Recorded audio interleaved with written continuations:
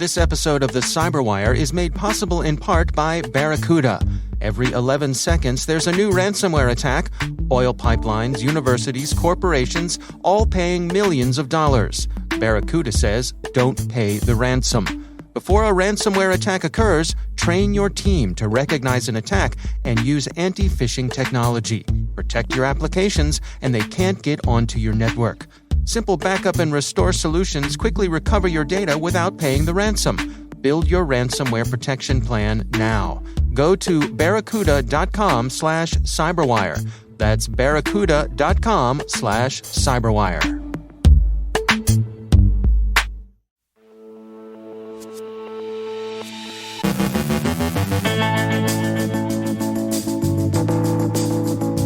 It seems that Fancy Bear may be interested in Log4Shell after all. CISA issues Emergency Directive 22-02, which addresses Log4j. Huawei's reputation as a security risk may be traceable to a 2012 incident. Tropic Trooper is back and interested in transportation. Meta kicks out 7 cyber mercenary surveillance outfits. PseudoManusrypt looks curiously indiscriminate. Johannes Ullrich from the Sands Technology Institute on making the great Chinese firewall work for you. Our guest is Terry Halvorsen from IBM on next-gen cybersecurity efforts to fix the cybersecurity inequity. And the U.S. Commission on International Religious Freedom is reportedly hacked.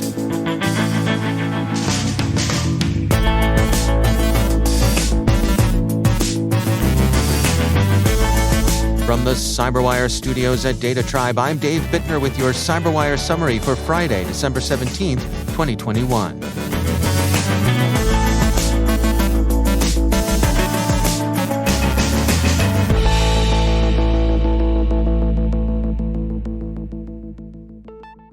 One of the mysteries about Log4Shell so far has been the relative absence of Russian exploitation, whether by privateers or intelligence services. To review the bidding, given the extensive activity observed on the part of China, North Korea, Iran, and Turkey, where have the Russian threat actors been? BGR noted that the usual Russian operators seem to have been quiet so far. Mandiant, in its own rundown of cyber espionage taking advantage of Log4j vulnerabilities, sensibly said, quote, "We expect threat actors from additional countries will exploit it shortly if they haven't already. In some cases, state-sponsored threat actors will work from a list of prioritized targets that existed long before this vulnerability was known. In other cases, they may conduct broad exploitation and then conduct further post-exploitation activities of targets as they are tasked to do so." End quote. There are signs now that Fancy Bear, Russia's GRU, has been actively exploiting Log4j vulnerabilities. Security Scorecard just this morning reported that it's observed Drovorube activity, and use of the Drovorube toolkit points to Fancy Bear, APT-28, Russia's GRU military intelligence service. Drovorube, which means woodcutter, is a toolkit developed by the GRU's 85th Main Special Services Center for use against Linux systems. Drovorube has been described as a kind of attacker's Swiss Army knife with multiple uses, and that activity has been extensive. Security Scorecard regards Russian reconnaissance, probing, and probable exploitation as comparable in scale to what's been observed from China. More developments can be expected, the researchers write. Quote, "It's important to remember that we are still in the very early days of trying to understand the security issue and how it's being used by threat actors." End quote. There may be reason to think that self-propagating worms are under development to take advantage of Log4j bugs. Researcher Greg Linares believes at least 3 groups are working on a Log4j worm. Security Week, which cites Linares, also quotes other researchers who think the news of a coming worm is unproven at least, unlikely at best, or probably likely to lead to worms less serious than some of the high-profile cases observed earlier this century. Log4j is from Apache's open-source library, and some have asked if the vulnerability exposed as Log4Shell should call into question the very idea of using open-source software. The short answer would be, according to some, not at all. IT World Canada has a useful discussion of the issue. in which they point out that the Open Source Security Foundation is well-funded, backed by deep-pocketed tech firms, and that securing open-source software is not a hobbyist's labor of love. MIT Technology Review takes a contrary view, arguing that the security of open-source software is indeed overlooked and underfunded. Their article quotes Vericode's CTO, Chris Weisapal, who says, quote, "The open-source ecosystem is up there in importance to critical infrastructure with Linux, Windows, and the fundamental Internet protocols. These are the top systemic risks to the Internet." End quote. The U.S. Cybersecurity and Infrastructure Security Agency this morning issued Emergency Directive 22-02, directing the U.S. federal agencies that fall within its remit to identify and update all vulnerable systems no later than 5 p.m. Eastern Standard Time on December 23rd. CISA gives the agencies until December 28th to report completion. A coda to the required actions suggests the complex challenge of addressing complex environments. Quote, "These required actions apply to agency applications in any information system, including an information system used or operated by another entity on behalf of an agency that collects, processes, stores, transmits, disseminates, or otherwise maintains agency information, i.e., all applications in agency ATO boundaries. For federal information systems hosted in third-party environments, such as cloud, each agency is responsible for maintaining an inventory of its information systems hosted in those environments, FedRAMP authorized or otherwise, conducting all necessary reporting to CISA accounting for such systems, and working with service providers directly for status updates pertaining to and to ensure compliance with this directive." End quote. Vendors are working to patch their products against Log4j, and it's proving to involve the struggle most observers have foreseen, Reuters reports. As the patches are issued, they should, of course, be applied when practical, and if you're a Fed, applied by Christmas Eve, lest ye face the wrath of Director Easterly, which would be like a visit from the ghost of Christmas yet to come. The CyberWire's continuing coverage of Log4j can be found on our website. Bloomberg reports that U.S. reservations about Huawei as a security threat have been confirmed by revelation of a 2012 incident in which Australian security authorities traced a malware infestation to a malicious Huawei update. Bloomberg writes, quote, "The incident substantiated suspicions in both countries that China used Huawei equipment as a conduit for espionage, and it has remained a core part of a case they've built against the Chinese company, even as the breach's existence has never been made public," the former officials said, end quote. Australian security services determined that a Huawei software update installed on the network of a major Australian telecommunications company contained malicious code that recorded data transiting the network and sent its take back to China. The malware was self-limiting, apparently in hope of evading detection. It deleted itself after several days of persistence in the network. The Australians shared their discovery with their American counterparts, who then detected a similar attempt against a U.S. network. The incidents had not been formally disclosed, but they provide a clear motivation for the strong suspicion of Huawei that's marked both U.S. and Australian policy over the past decade, especially with respect to allowing that company a place in 5G infrastructure. Tropic Trooper is back, and as security firms Trend Micro and Kaspersky write, the threat group has a new name and a new target set. It's now also being called Earth Centaur, and it's resurfaced to go after targets in the transportation sector. MITRE assesses Tropic Trooper as an unaffiliated threat group that is probably a hired gun, but notes that its favorite targets have been in Taiwan, Hong Kong, and the Philippines. It's been associated with Pirate Panda, which suggests that its customers are probably in Beijing. Facebook parent Meta has banned 6 commercial surveillance firms and 1 unidentified entity, all of whom it characterizes as cyber mercenaries, from its platforms. The companies affected include Cobwebs Technologies, Black Cube, Cognite, and Blue Hawk CI, all based in Israel, India's Beltrox, Cytrox of North Macedonia, and 1 unidentified entity operating from China. Up to 50,000 users may have been affected by the banned company's products. The University of Toronto's Citizen Lab has called out Cytrox and its Predator tool as worthy of special attention. Predator was installed, they find, on the phones of at least 2 Egyptian dissidents. Kaspersky has identified a mass spyware campaign they're calling PseudoManusrypt because of the features it shares with the Lazarus Group's manuscript malware, but attribution is unclear.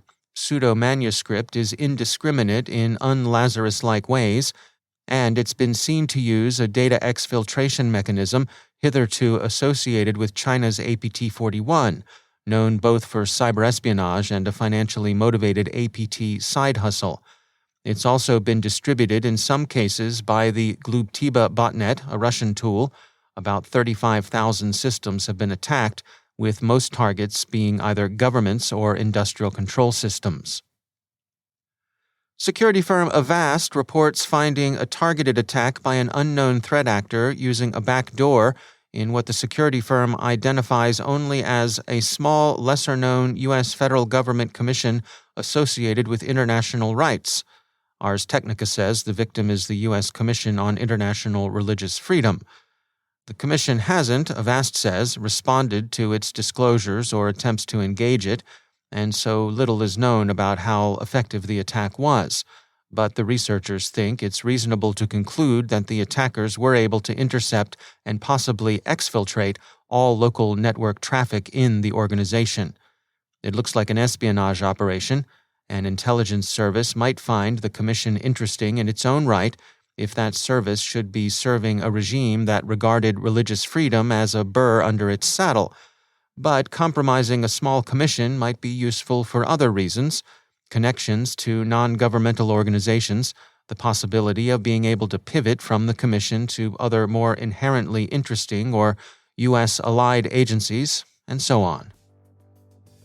And finally, operators of industrial control systems get an early stocking stuffer from the U.S. Cybersecurity and Infrastructure Security Agency. CISA yesterday released 27 more industrial control system security advisories, which is, seriously, useful and a lot better than a lump of coal.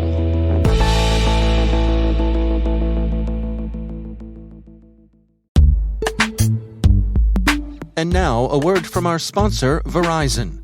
Mitigate the risks and realize the benefits of digital transformation with the help of Verizon, a leader in cybersecurity managed and professional services for nearly 2 decades. From secure cloud computing solutions to advanced detection and response capabilities, Verizon helps secure data, networks, and infrastructure of many of the world's best-known organizations. Their annual data breach investigations report is considered the gold standard of cybercrime research, and Verizon's leadership in network, wireless, and IoT connectivity makes it uniquely capable of protecting the ever-expanding attack surface. Let Verizon help you optimize your defenses and achieve the maximum return on your security investments. Learn more at VerizonEnterprise.com/products/security.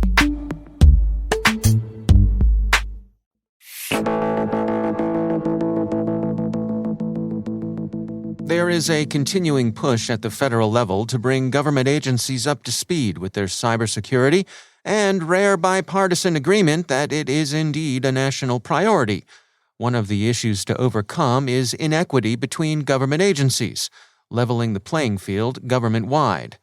Terry Halvorsen is General Manager of IBM Federal and previously was Chief Information Officer for the U.S. Department of Defense. I think you will find some organizations in the federal government that are very advanced in their cybersecurity practices, and some that are still working their way to get up to the standard that they want to. And so how do we go about getting them all up to the level where they need to be? What needs to be done here? I don't know that I know everything that needs to be done, but I would make a couple suggestions, and I think some of these suggestions apply as well to the commercial sector. I think one of the first ones is you have to take a look at the size of your agency or your organization and determine, am I large enough and can I afford on my own to say do all of the things that you have to do to have a very good cybersecurity program. And I think one of the things that maybe the government might want to look at, and I think commercial agencies might want to also look at that, is sharing some of those responsibilities. I also think that becomes a much more efficient way of doing business. Everybody trying to do every part of cybersecurity might not be the best way to do that. This would allow agencies, if they shared, to maybe, form what I'll call a cyber security coalition, share the expense, and probably be able to do a better overall job of executing on their cybersecurity mission. The other thing I'll add is I also think there is a role for industry to play here. I'm very excited about the current administration really calling for industry to play a bigger role. Got CISA really working to reach out to industry to help solve the problems. Because I think if we're going to really get a nation cybersecurity position and really improve that it will take cooperation between the government and industry so that we have both a secure government and a secure commercial sector. Let's dig into that some. Can you give us your insights on some of the things that we've seen coming out of the White House when it comes to cybersecurity? I think the first thing, and most people look at it, is the executive order. You've got, coming from the White House, coming from the president, an executive order that says we're going to do some things, we're going to measure them within cybersecurity, and I think that's very good. Some of the things apply just to the government, but some areas, like supply chain, apply more broadly to both the commercial and the government sector. And I think that's a great start. And I think this administration will look at it as a start, and we'll see some continued emphasis in some new areas where it will apply both to the commercial and the government sector. Are you optimistic that we're on the right path here, that we're up to this task to be able to take on these challenges? I'm optimistic that we're up to the task. I think we still have more work to do. Like I said, when we started this, I'm very happy that in this case, we've got, an administration up to the president's level that seems to be very interested in making cybersecurity a top priority. From what I have seen, this is an area where they're in one of the few where we have really good bipartisan support in Congress to make cybersecurity better. And I think within the last couple of years, what we have seen is both industry and government recognizing that, we're going to have to work together to solve this. So I think the environment has come together, and I think we have the right timing and the right capabilities to make it work. And we'll have to see if we'll follow through on all that. That's Terry Halvorsen from IBM Federal.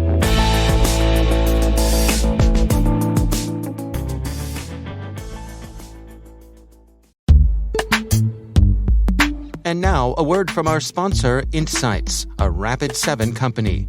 Threat intelligence can benefit all organizations by proactively defending against threats before they become cyber attacks. Insights, now a member of the Rapid7 family, is offering a free, personalized company threat intelligence report to help you manage the risk in today's cybersecurity landscape. Within minutes and using only your company's domain, Insights' proprietary tools find potential external threats, including phishing attacks and dark web mentions targeting your organization. To download your free threat intelligence report, go to insights.com/cyberwire. Insights allows any security operations team, regardless of size or capability maturity, to expand identification, speed remediation, and automate threat mitigation across its extended attack surface. Again, that's insights.com/cyberwire to download your company's free threat report. And we thank Insights, a Rapid7 company, for sponsoring our show.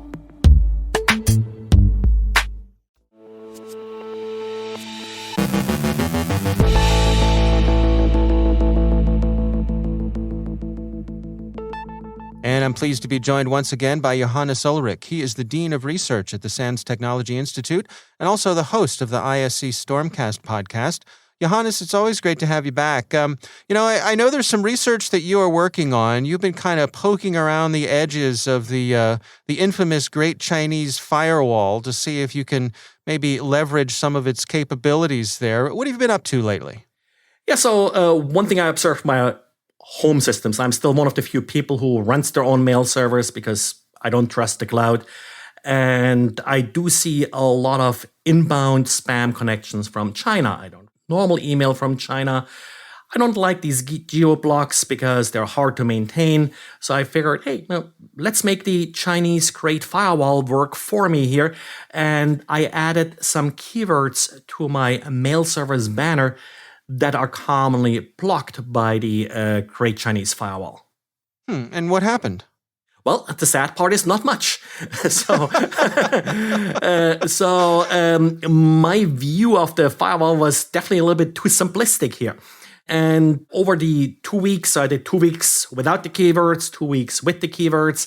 I didn't really see a significant change in the traffic. I still saw the same number of connections, the same number of IP addresses. So it didn't even, one thing I was kind of hoping for, that maybe some of those IP addresses that scanned me would get blocked by the Great Chinese Firewall, or maybe my home IP would get blocked, but neither has happened yet. And why do you suppose that is? I mean, are the spammers coming out of China using their own workarounds to get around the firewall?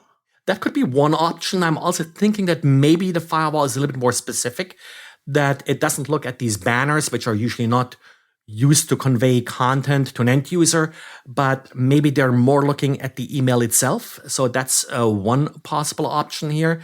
I may have picked the wrong keywords, but I picked keywords that are commonly associated with the firewall. So there are some more or less accurate published lists of these keywords, and I put a bunch of them in, so I probably hit a couple that should be blocked. But that's something I'm still working on, so there's still a little bit of research in progress here. All right, well, looking forward to checking in with you as you continue that research. Johannes Ullrich, thanks for joining us.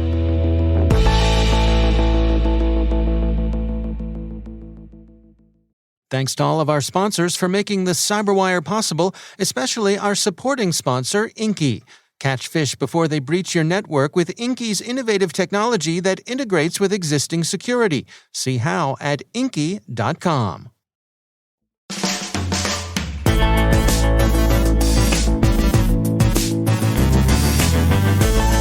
And that's the CyberWire. For links to all of today's stories, check out our daily briefing at thecyberwire.com. Be sure to check out this weekend's Research Saturday and my conversation with Sagi Sadiq and Nir Ofeld from Wiz. We're discussing their recent Black Hat Europe talk about the need for a cloud vulnerability database. That's Research Saturday.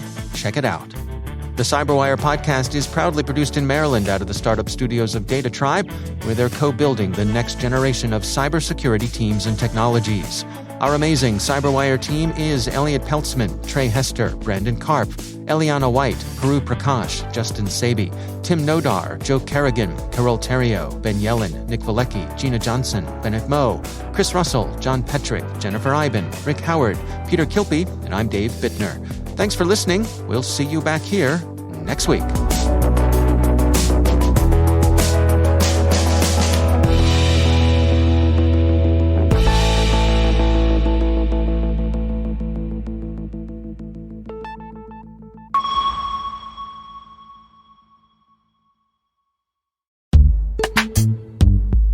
And now, a word from our sponsor, Insights, a Rapid7 company.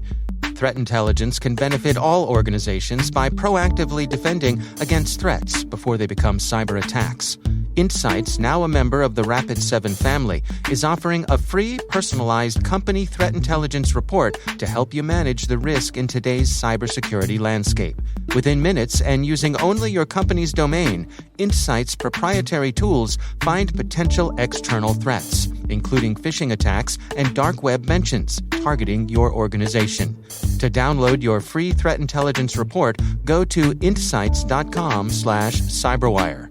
Insights allows any security operations team, regardless of size or capability maturity, to expand identification, speed remediation, and automate threat mitigation across its extended attack surface.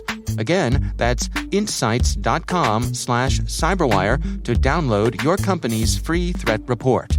And we thank Insights, a Rapid7 company, for sponsoring our show.